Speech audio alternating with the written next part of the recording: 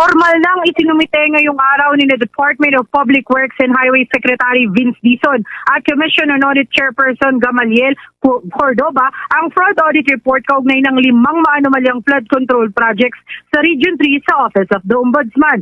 Ayon kay Cordoba, lumabas sa investigasyon na bagaman halos kalahati ng 20% flood control fund ng rehiyon ay inilaan sa Bulacan. Ang nadatnan ng mga opisyal at mismo ni Pangulong Ferdinand Marcos Jr. ay mga ghost projects, substandard projects at hindi pa tapos na mga infrastruktura. Kabilang sa mga kontratistang sangkot umano sa mga naturang proyekto ang Wawaw Builders, St. Timothy Construction Corporation at Sims Corp Constructions Trading. Kaugnay niyang pakinggan natin si Commission on Audit Chairperson Gamaliel Cordoba. 20% po ng flood control funds ay napunta sa Region 3 and almost 50% of that 20% ay napunta po sa Bulacan. So ibig po sabihin, yung po mga unang pinuntahan ni Presidente ng ating Pangulo, President Marcos, ay yung po tamang lugar. Ito po yung Kalumpit, Baliwag at iba pa. Dito po yung mga ghost projects na nakita namin, kaya po yun ang una naming pinuntahan. Bali ang tatlong contractor po ito na pinuntahan namin na nauna is yung pong Wawaw, Sims at St. Timothy. Meron pong incomplete projects, meron din pong overpayment.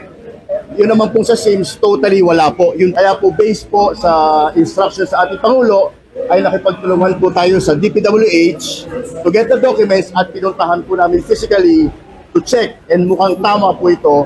Kaya po we issued this fraud audit report. Dagdag pa ni Cordoba, ang lahat ng mga findings na ito ay sasailalim pa sa preliminary investigation ng Ombudsman at sila ang maghahay ng kaukulang kaso. Samantala, sinabi ni Dizon na minamadali na ng Pangulo ang pagsasampa ng kaso laban sa mga kontraktor at opisyal ng DPWH na may kaugnayan sa anomalya. Tiniyak din ng kalihim na ito pa lamang ang unang batch ng mga irerekomendang kasuhan at mas marami pa ang isusumite sa Ombudsman sa mga susunod na linggo. Kaugnay niyang pakinggan natin si Department of Public Works and Highway Secretary Vince Dizon. Pasan niyan. Ayoko na ng salita, ayoko na ng proseso pa, filean na ng kaso yung mga yan para managot na sila. Yun ang kabigin-bigin ng Pangulo na inulit na sa atin kahapon bago siya umalis. So itong mga pa-file natin na to, first pa lang to, 5 kaso ito. Kasi ang file ng kaso dito ay kada project, kada contractor. So, meron pang mga susunod sa mga susunod na araw.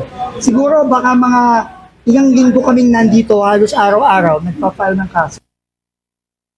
Kasabay nito, inuutos din ni Dizon ang pagsibak kay Project Engineer Paul Jason Duya mula sa DPWH Bulacan 1st District Engineering Office. Nakatakda ring umusad ang dismissal proceedings laban kina Assistant District Engineer Bryce Hernandez at OIC Engineer JP Mendoza. Nanindigan ng kalihim na aalisin niya ang mga tinatawag niyang bad egg sa DPWH para makausad na ang kagawaran sa issue.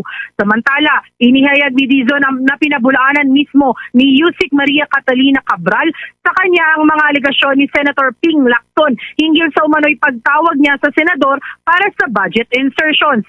Pinagpapaluwanag umano niya si Cabral sa Senado hinggil sa usapin.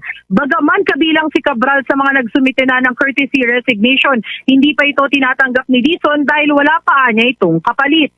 Ibinunyag din ng kalihim na nakatakdang magpasa ang opisina ni Senator Lacson ng mga ebidensya laban sa ilang opisyal ng DPWH na maaari pang maisama sa mga susunod na audit report na isusumite sa Ombudsman. Kaugnay niyang pakinggan natin muli si DPWH Secretary Vince Dizon. Sabi ko siya, nagpapaliwanag siya sa akin. Sabi ko sa Senado, magpaliwanag ka. Kasi nag-submit na siya ng courtesy resignation. Hindi pa, kasi wala pa tayong kapalit. So, kailangan may kapalit. Nag-deny siya sa akin, sa harap ko. Nag-deny siya sa akin. Sabi ko, ipaliwanag mo yan. Dahil senador ang nag-akusa sa'yo, ipaliwanag mo yan sa Senado. Kami ni Senator Ping Lacson, tinawagan po niya ako. At nakikipag-coordinate na rin po si Attorney Torga ni Senator Lacson dahil meron po siyang ipapasa sa aming mga ebidensya laban sa mga taga-DPW.